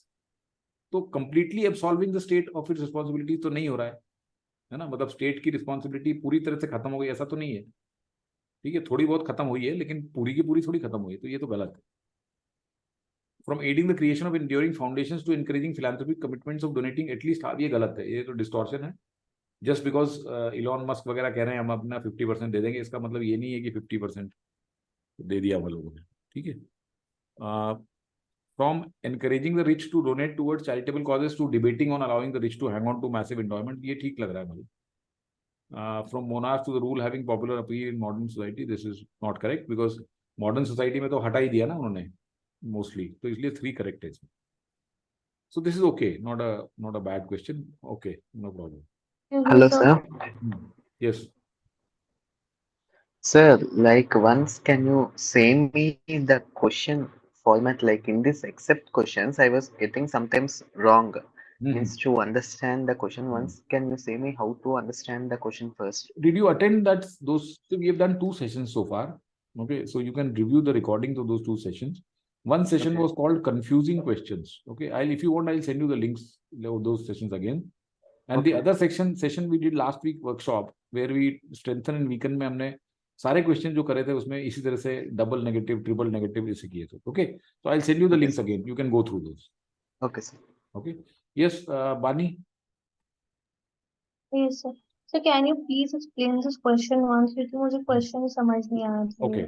See, what he's trying to ask you is that how did it, trajectory means how did it start and where it is, what has been the path. Trajectory means path, how it has evolved. You can say how it has evolved. So from here to here हमने ये start किया था charitable exception का rule ये सोच के, और अब हम यहाँ पे आ गए हैं, ये बताना है आपको. इसमें से all of the following do not accept, that means which of the following encapsulates the trajectory of charitable exception. Okay, he is trying to ask you which of the following encapsulates the trajectory of charitable exceptions. कौन सा सही है? तो from easing the state's financial burden in taking care of the poor, ये तो ठीक है, लेकिन ये गलत है इसमें, to completely absolving the state of it, कि स्टेट को अब गरीबी हटानी नहीं है, पूरा का पूरा काम प्राइवेट लोग करेंगे, ऐसा थोड़ी है। From adding the creation of enduring foundations, ये भी है उसमें, ठीक है, लेकिन ये गलत है इसमें, second part donating at least half, इसके अंदर दोनों पार्ट करेक्ट है। और इसके अंदर from monarch creating a limitation, ये ठीक है, लेकिन इसके अंदर वो नहीं है ना जनरेशनल इवेंट, इसमें चैरिटेबल एक्सेप्शन की बात नहीं है, तो this is wrong. Okay, this is wrong, and ये भी गलत है इसमें। पॉपुलर अपील थोड़ी है इस रूल की, to the rule having popular appeal in modern society. Okay, charitable exception, हाँ ठीक है, sorry, this is okay, fine, my mistake, this is okay. Charitable exception को हम पॉपुलर अपील दे रहे हैं क्योंकि अभी यहाँ पे देखिए, यहाँ पे लिखा हुआ है ना कि 40 states including this permits eternal control over donations, तो ये तो मॉडर्न है अपील है इसकी, तो इसमें first part is wrong. Okay, okay sir. Alright, as of 2022 40 US states have ended with every jurisdiction including the District of Columbia permitting eternal control. Which of the following best captures the essence? There is a seismic shift in how we think. Seismic is a very strong word. Okay, तो ये तो गलत है। The focus on encouraging philanthropy has continued to remain a priority. The feature of charitable exception could be seen as a sign of societal value enabling charity. While the rule against perpetuities has been relaxed, the charitable exception endures. तो अब बताइए इसमें कि कौन सा answer इसमें ठीक हो सकता है। 40 सर मेरे को तो एक भी सही नहीं लग रहा था पर्सनली। सर मेरे को तो एक भी सही नहीं लग रहा था, 1 2 3 तो स्ट्रेट रिजेक्ट करे थे। नहीं, बट ये वो तो है ना कि while the rule against perpetuities has been relaxed, the charitable exception sir relax की जगह एंड हो गया ना वो तो। नहीं, relax 40 स्टेट, एक मिनट, यूएस में कितने स्टेट्स हैं? How many states are there in US? ऐसे तो 50 है, लेकिन 40 दिखा रहा 50 है। स्टेट्स, ठीक है। अब उसमें से 40 स्टेट्स ने या तो एंड कर दिया है या लिमिट कर दिया, तो वी कैन से ना कि रिलैक्स हो गया है, दिस इज ओके, कोई गड़बड़ नहीं है उसमें। Okay, yes Shubham. पर सर इस सेंटेंस से ये थोड़ी इन्फर हो रहा है कि चैरिटेबल एक्सेप्शन इंड्योर कर रहा है। ये तो बोल ही रहा है ना, ये देखो, every jurisdiction including the District of Columbia permits eternal control over donation. तो eternal control over donations यही तो charitable exception था। ये तो ठीक है यार, इसमें क्यों आप इतना गड़बड़? यस सर, ये ठीक है, ऑप्शन कोई गलत नहीं है। आपको अब ये देखना है कि बाकी के ऑप्शन, ये ऑप्शन करेक्ट है, ठीक है, बाकी के देखते हैं। The feature of charitable exception could be seen as a sign of societal value enabling, ये इसमें कोई मतलब नहीं। देखो यहाँ पे हमें इससे निकालना है, ठीक है, ये सेंटेंस वैसे as it is may be, it may be correct but not in the context of this passage. The focus of encouraging philanthropy has continued to remain a priority. ये ठीक नहीं है इसमें, मतलब फोर्थ, जब हम बहुत क्लियर आंसर दिख रहा है तो फोर्थ मार्क कर दो, ठीक है, ये मतलब ऐसा डाइसी सा है, छोड़ो। यस सागर। फिर पैसेज में ये मतलब कहा था कि ये प्रायोरिटी नहीं रिमेन कर रही है, चेंज हो गई है। जो फिलैंथ्रोपी जो पहले की कंटिन्यू थी, पहले की जो थी वो चेंज हो गई है, वो पैसेज में लिखा है। तो ये तो मतलब मेरे हिसाब से रूल आउट हो गया था उसी टाइम। कहाँ पे लिखा है?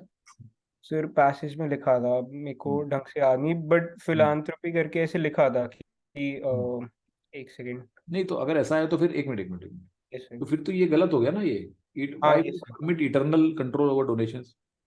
ये तो अब मतलब हम ऑपोजिट बातें कर रहे हैं कि अगर फिलैंथ्रोपी के ऊपर से लोगों का वो चेंज हो गया है mindset, then why would be allow this exception to continue? तो वो नहीं है, वो कोई आपने और कॉन्टेक्स्ट में पढ़ लिया उसको ना। चलो ठीक है, देखना उसको कहाँ है, बट ठीक है। फर्स्ट पैसेज में सेकंड लाइन है, सेकंड लाइन पैराग्राफ। ये sir practices of many of the philanthropist. अरे वो अलग चीज है यार, ये अलग चीज। किसकी बात कर रहे हो आप? ये इनकी, सर इसकी? Sir second line, this movement stands for philanthropist of late 19th हाँ, एंड हाँ, तो ये आप कंफ्यूज कर रहे हो। फिलैंथ्रोपी तो एग्जिस्ट करती है, ये तो थोड़े बहुत लोग हैं जिन्होंने 50% देने का कर दिया। They don't represent, they would be how much of the entire philanthropic community, ऐसा थोड़ी है। Most of the 230 have promised to give at least half.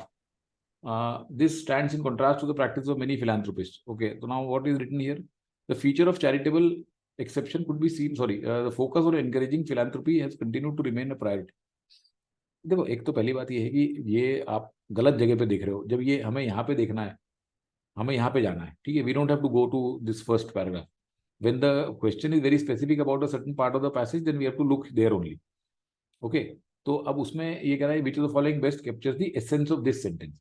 तो इस सेंटेंस में कहाँ पे लिख रहा है, कैसे लग रहा है, मतलब ये तो the focus on encouraging philanthropy has continued to remain a priority. तो ये भी मेरे ख्याल से तो ठीक है, ऐसा कोई गलत नहीं है ये, बट ठीक है, I mark fourth year because that sounded better and fourth. ठीक है, चलो let's go. All the following is not true except, that means which is true. इसमें अगेन मुझे प्रॉब्लम है इस क्वेश्चन में। The giving pledge initiative is more beneficial than charitable organisations. मेरे हिसाब से ये भी करेक्ट है। मैंने इसी को मार्क किया। तो मैंने भी यही मार्क करा था। मैंने भी यही मार्क और ये भी करेक्ट है। बेनिफिटेड फ्रॉम चैरिटेबल एक्सेप्शन, ये भी करेक्ट है ना। और उसने क्या आंसर दिया? सेकंड समझ नहीं आया था। क्या चीज? सेकंड आपने इन्फर कहाँ से करा, सेकंड ऑप्शन?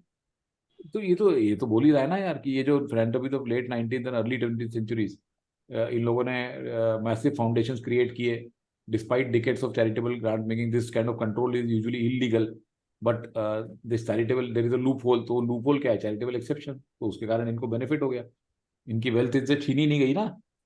हाँ, मतलब फिलैंथ्रोपिस्ट को बेनिफिट हो गया। हाँ, फिलैंथ्रोपिस्ट को बेनिफिट हो गया कि उनकी इनकम नहीं गई, तो ये बेनिफिट है उन्हें। हाँ, तो अब ये देखो यार, गिविंग प्लेज इनिशिएटिव जो है इसमें ये कह रहा है कि लोग आधी से ज्यादा अपनी जो है वो अभी दे देते हैं अपफ्रंट, करेक्ट। और एंड में वो यही कह रहा है कि इट मेक्स सेंस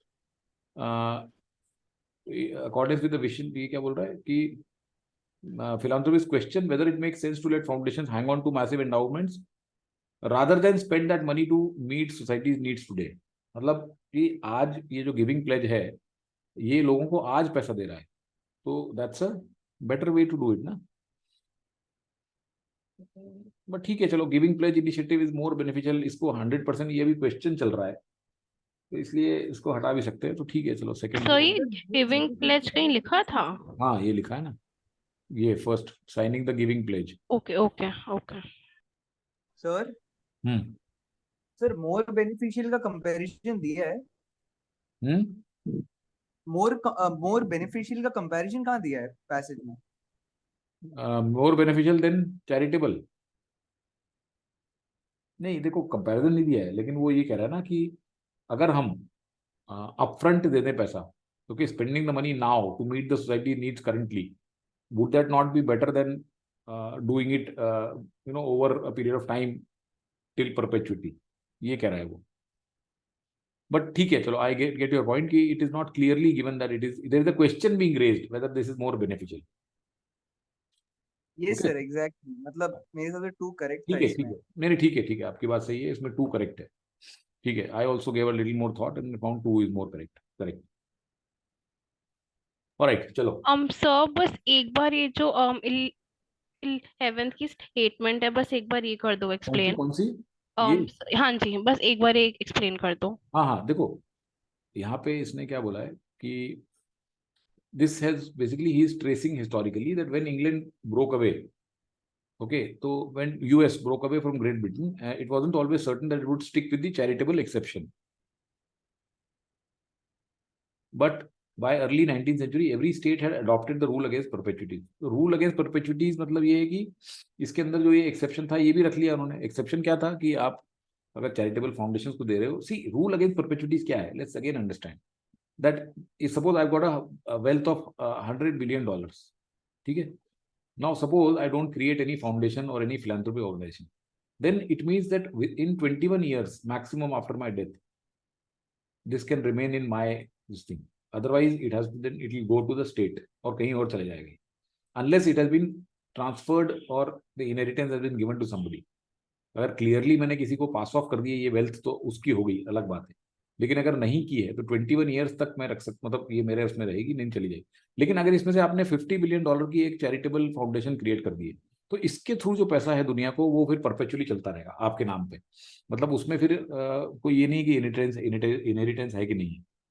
तो परपेचुइटी मीन्स क्या है कि आपकी वेल्थ परपेचुअली आपके नाम पे नहीं रहेगी। तो उसके मतलब ये रूल था, लेकिन उसमें एक एक्सेप्शन बना दिया गया कि अगर आपने एक चैरिटेबल फाउंडेशन बना दी है तो वो कंटिन्यू कर सकती है फॉर एवर। तो वो यही बता रहा है कि as of 2020 40 states have ended और लिमिटेड द रूल, मतलब ये रूल अगेंस्ट परपेचुइटी को या तो खत्म कर दिया है या इसको लिमिट कर दिया है, लेकिन हर जगह इटर्नल कंट्रोल ओवर डोनेशन तो जरूर है। That's what is saying. Okay sir. Again मतलब देखो बहुत अच्छा पैसेज इसलिए भी नहीं है क्योंकि इसमें इस तरह के पैसेज को समझने के लिए आपको पूरा पूरा आर्टिकल पढ़ना भी ज़्यादा जरूरी होता है ना। इसमें से आधा जो निकाल के दे दिया ना उससे भी कई चीज़ें हमारी क्लियर नहीं होती, इसलिए I think many of you have not been able to understand the main idea and which I also agree sometimes get muddled as we read. Okay चलिए, तो अब हम क्विकली एक पैसेज और कर लेते हैं यार, सारे तो अभी नहीं करते आज। We'll see, ये वाला देख लेते हैं। Given that the current ecological situation is not desirable, we say mother nature, destroy nature. तो ये बोल रहा है देखो यहाँ तो there are two things, either we think that human is separate from nature, okay, or that there is a relational bond between human and nature, and both these positions are deeply problematic because both start off by implicitly assuming that there are two and only two different kind of entities, but या तो human है या फिर nature है, human and everything else, and these two entities neither need mediational bridging or are always conjoined. तो दोनों ही position इसमें बोल रहा है कि ठीक नहीं है कि आप सोचो कि ह्यूमन वर्सेस नेचर या human is an integral part of nature. तो ये जो ग्राहम हरमन है, he calls such positions onto taxonomical. Coming to terms with the current environmental crisis requires us to abandon such forms of thinking and reconsider not only our specific position but also the very state of the world. तो वो कह रहा है author की, देखो यार ये इन्होंने इसको उनको टेक्सोनॉमिकल बोला है, लेकिन मेरा व्यू ये है, ऑथर का व्यू ये है कि जो करंट एनवायरमेंटल क्राइसिस है इसमें इस तरह की थिंकिंग हमें हटानी पड़ेगी, ठीक है, एंड हमें not only our specific position with relation to the world but also the very state of the world which we tend to either treat as adversary or victim or whichever simply serves to mediate human relation. Then he goes on to explain what is ontology. Ontology is basically in philosophy, it's a part which means for something to be or to exist. So it tries to get at the very core of being as such. And taxonomy is the science of classification of entities of a particular kind. So ontotaxonomy means these senses together. It refers to deeply entrenched tendency to imagine there is a categorical difference between different ontological domains. One reserved specially for human beings who are merely creatures, not merely creatures, but rational moral agents and their products. And another reserved for everything else. So ontotaxonomical view इसने बताया है कि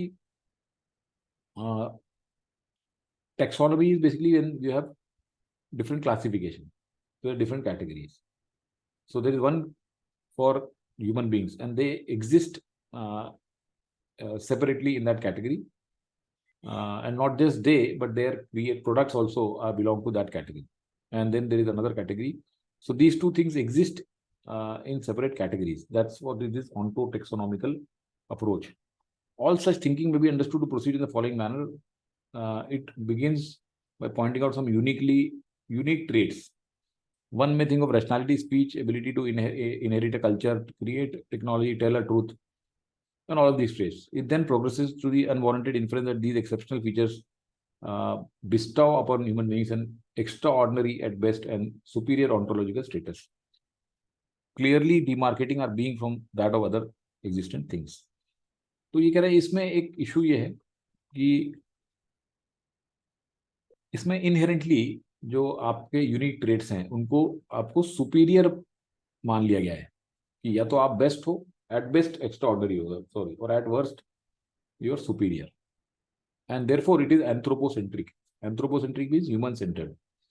It assumes a strict categorical difference between humans and nature or between human cultural, human natural. Thinking clearly about the nature of the world does not require us to think of nature of the world as something which we human beings are opposed, nor as a holistic web. Instead, we should see existence considering as constant coming into being, recombination, destruction of within each of these entities, showing a unique weight in the cosmos. तो अलग अलग existence नहीं है हमारा. We should see as constant coming into being, recombination. So we are coming into existence, then going away, recombining, destruction, and it's like a dynamic situation. Onto taxonomical में उसने इस तरह से बताया कि दो सेपरेट हैं, और लेकिन ऑथर कहता है कि इसको दो सेपरेट बताना ठीक नहीं है ऐसे इस तरह से। इसमें यह है कि कभी आप इसमें आके मिल गए, फिर कभी निकल गए, ये खत्म हो गया, आप रह गए, फिर आके दोनों कंबाइन हो गए, फिर ऐसा कुछ और हो गया। तो इस तरह से they are throwing their unique weight in the cosmos. It's not fixed. So something like that is being propagated here. Let's go to the question. Instead, we should see existence as consisting of constant coming. ये वही sentence आ गया last में. Which of the following is the best interpretation? बताइए. So first, Life is dynamic. Yes, dynamic word I used. Ever-changing mix of unique important elements. Our existence is the byproduct of the constant world. गलत है. Being is in constant flux, no unique value. Entities that have power cannot be replaced. So useless options. One is correct. Author would not agree except, वो आ गया फिर से इसका कि would agree with which one? ठीक, agree with which? So humans and nature are mutually exclusive entities with little or no intrinsic connections. ऐसा नहीं है. Author is not agreeing with this, isn't it? Human characteristics are unique to warrant us. ये भी बोल रहा है नहीं ऐसा नहीं है. Humans में ऐसा कुछ नहीं है कि उन्हें special status दिया जाए. Both the us versus them and we are one scenario are problematic. Yes, शुरू में इसने बता दिया है. Ontotaxonomical view does not overtly give preference to humans. गलत बता रहा है ये. तो 3 is the right answer. Simple, दोनों क्वेश्चन सिंपल थे इसमें, isn't it? अभी तक के. सो ये वाला अभी तक का सबसे इजी पैसेज था, मतलब जिसके आंसर्स और सब कुछ जिसके रेलेवेंट question है। भी- correct, correct, agree. सर यही आरसी सही हुआ था और मैंने अटेम्प्ट नहीं करा था। यही आरसी था जिसमें मेरे सही हो गए थे क्वेश्चन, बाकी में तो मतलब पता नहीं क्या ही हो गया था। कोई बात नहीं. इसमें सर मेरे गलत हो गए थे क्योंकि मैं समझा ही नहीं। Conclusion of the passage. Ontotaxonomy is the ingrained belief that humans and nature belong to separate, distinct. This is not the main. ये तो उसकी definition दी गई थी. To effectively address the current environmental, we need to move away from this. Yes, वो यही कह रहा है ना कि इससे आगे चलना चाहिए हमको. शुरू में बता दिया उसने ये कि I hold that coming to terms with current requires us to abandon such forms of thinking. It is anthropocentric because it places humans in a separate. This is not the. So इसमें भी second easy answer है. तो first 3 तक तो इसमें कोई problem नहीं है. Now let's see whether fourth gives us some problem. What Herman calls ontotaxonomy combines these senses together, deeply entrenched tendency, taxonomy, different ontological demands. ठीक है. Ontotaxonomy is the belief that humans and their creations are fundamentally different from nature. ये तो बोल रहा है ना कि humans and their creations are fundamentally different. ये बोल रहा है यहाँ पे. Combines, Herman calls onto combines both these senses, refers to deeply entrenched different ontological, especially human beings and their products. This is okay. This looks fine. We'll look at the next one. Humans are ontological agents with taxonomical superiority over entities other than themselves, including nature. सो ये वाली line समझ ही नहीं आई थी। नहीं, ये कहने की कोशिश कर रहा है कि देखो ये करेक्ट है. Humans are ontological agents with taxonomical supremacy over entities other than themselves, including nature. Now, एक तो including nature ये इसमें प्रॉब्लम है. Other than themselves ठीक है, ऐसा ह्यूमन बीइंग सोचते हैं कि वो सुपीरियर है. ये लिखा है ना कि at best unwarranted inference. Author doesn't agree with this, of course, that humans think that they are at best extraordinary and at worst superior ontological status. तो ठीक है, इसमें चलो नेचर को भी आप अगर कर दो कि ठीक है इंक्लूडिंग नेचर भी, तो भी ये बेसिकली इस सेंटेंस से नहीं आता. What Harman calls combines both these senses together, this doesn't really convey this. Okay, which is an accurate summary. So this is not the summary of this. तो ये तो है ही नहीं. It combines to reflect the complexity of human nature relationship. Combines both these senses, deeply entrenched tendency, categorical difference between different domains. तो इसमें ये नहीं बताया reflects the complexity of human nature, ये नहीं बताया इसमें. तो this is wrong. Correct answer is 1. Humans and their creations है ना, ये बोल रहा है कि प्रोडक्ट्स, कल्चर, अनदर रिजल्ट और समथिंग, तो one is the correct answer. तो इसमें कोई प्रॉब्लम नहीं है। Okay, this was okay. Yes, sir आपने सेकंड क्यों हटाया फिर से, एक बार फिर से?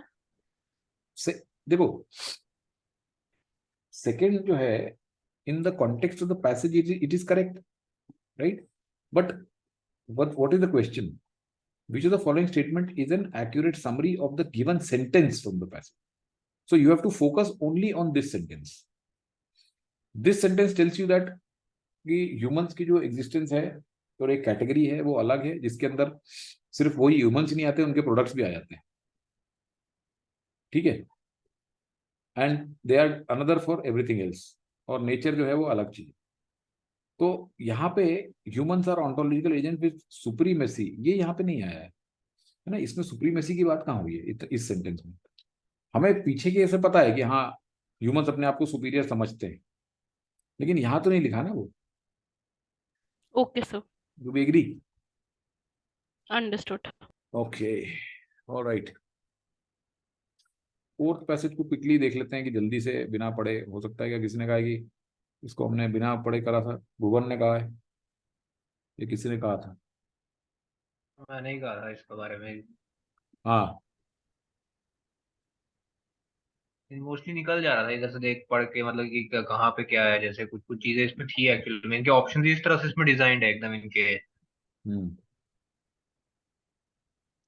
जैसे एवोल्यूशन से क्या एग्री करेगा, जैसे ये थोड़ा ऊपर के लाइन में बता दिया कि ये एवोल्यूशन ऐसे था, मतलब आगे आगे इतना इतना होगा, मतलब एक मैपिंग बन गई।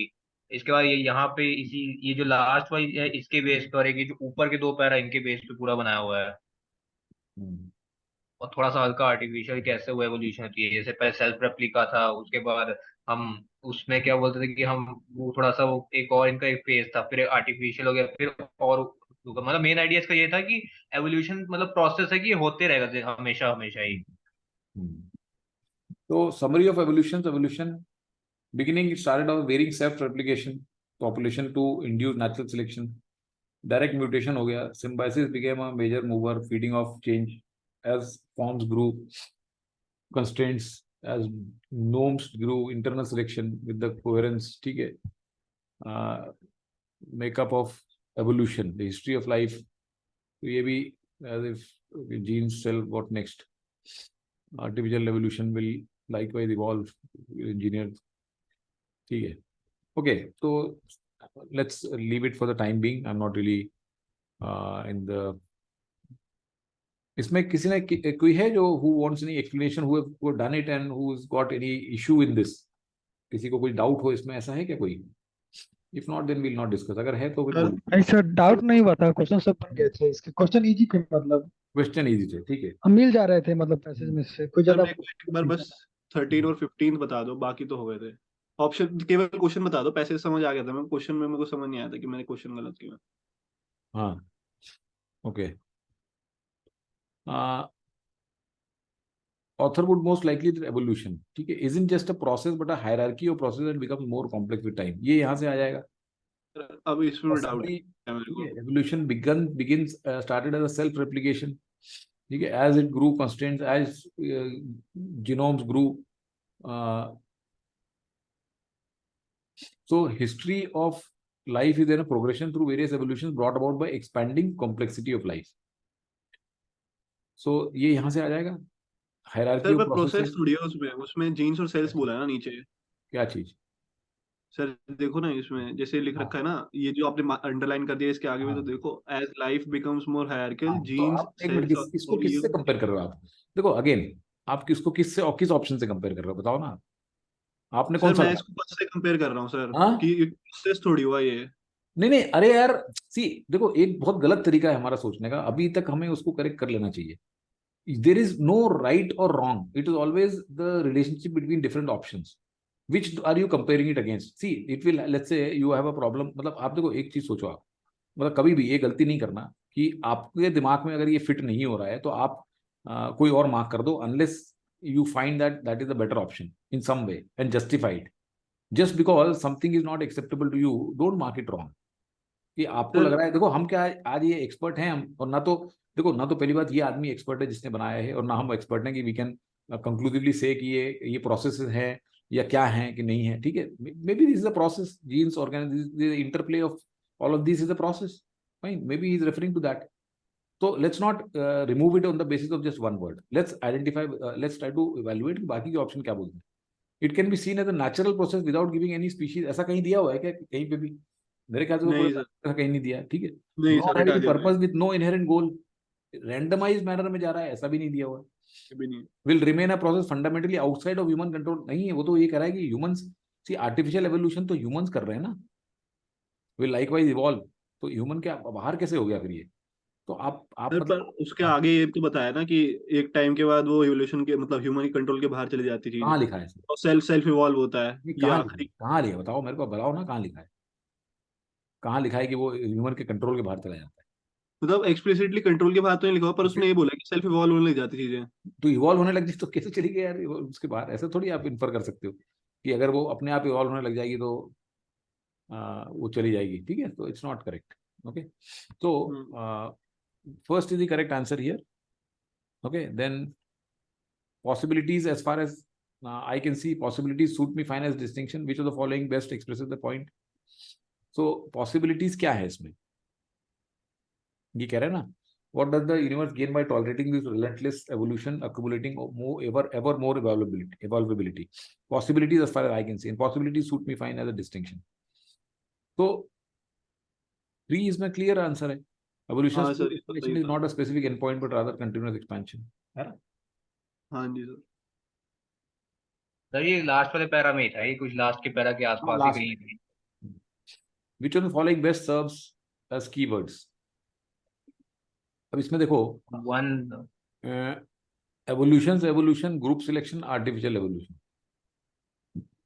अब ये लास्ट में कोयोटे ट्रिक्स्टर, ये तो सिर्फ एक एग्जांपल दिया है ना उसने, ये तो हो नहीं सकता कि coyote trickster is never satisfied, वो अपनी गोल का every time it takes it tail turns becoming a thing more convoluted, तो ये और गोल मतलब एक फंसता चला जाता है उसमें, ठीक है, अपनी ट्रेल को पकड़ के घूमता रहता है, तो ये सेल्फ इवॉल्वर है, तो that is not the main point. So 1 was the correct answer here, okay. Sir second क्यों गलत है? सर ग्रुप सिलेक्शन के हम्म, ग्रुप सिलेक्शन का कैसे आपने करा?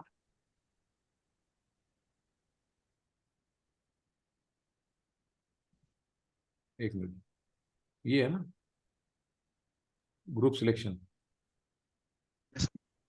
evolution that works on groups of species as if species were an individual, so group selection हो गया। सर सेकंड कैसे एलिमिनेट करा था आपने? अच्छा ये बताओ इसमें कि इस पैसेज को अगर एक शब्द, एक नाम देना हो तो क्या नाम दोगे आप? Just 1 word, tell me what is 1 word? Evolution. Evolution, ठीक है। तो is that featuring in this second option anywhere? Is natural selection the, natural selection तो बहुत ब्रॉड टॉपिक हो गया ना, we are talking about, we are not talking about natural selection here, वो तो सिर्फ एक मेंशन किया हुआ उसने, नेचुरल सिलेक्शन से स्टार्ट हुआ था ये, ठीक है। तो ये यहाँ पे तो वो कैप्चर ही नहीं हुआ है main word, got it sir. तो इस तरह से आपको हटाना है इसमें, okay. then author says if there are truly varieties, mixture of sub evolutions, and what are characteristics, which of the following best expresses? So ठीक है, इसमें second is the correct answer. Author is exploring the complexity of multiple interacting layers of evolution. All right, so that's it. Sir मेरे साथ personally इस mock में ये हो रहा था कि मैं जब क्वेश्चंस करता हूँ ना आरसी के, तो मैं एलिमिनेशन से करता हूँ, मतलब मैं डायरेक्ट पिक नहीं कर पाता क्योंकि मेरा आंसर गलत हो जाता है। जब मैं एलिमिनेट करता तो मेरे बहुत क्वेश्चनों में चारों ऑप्शन एलिमिनेट हो जा रहे थे जब मैं कमियां निकाल रहा था, तो ये बहुत हुआ इसमें, इसके कारण गलत हो गए बहुत सारे क्वेश्चन।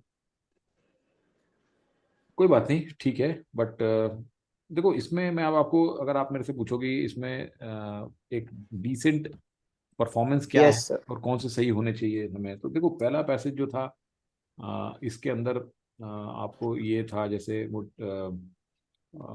ये भी सेकंड वाला था, ठीक है।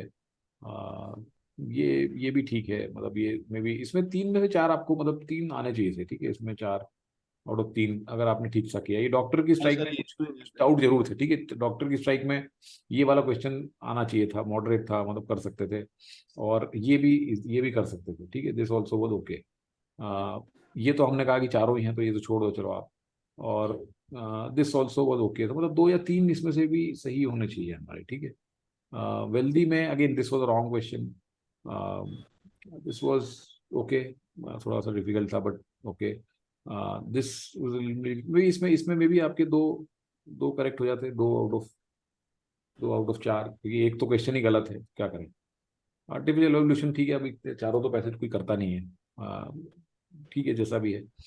यहाँ पे ये गलत ही था, ठीक है, this was wrong, this was okay, so this was a wrong question, this was fine, moderate, this was I would say easy question, this was wrong question, this was moderate to difficult, थोड़ा सा था लेकिन कर सकते थे, this was also moderate to difficult, and this is okay, not this is difficult but not wrong, and this was okay, moderate question, easy to moderate। तो ठीक है, अब गड़बड़ हो गई तो हो गई, कोई बात नहीं, कुछ नहीं कर सकते। May be you can RCS में तो उतनी ही सही है जितने, जैसे आपने बताया ना 3 2 2, उसमें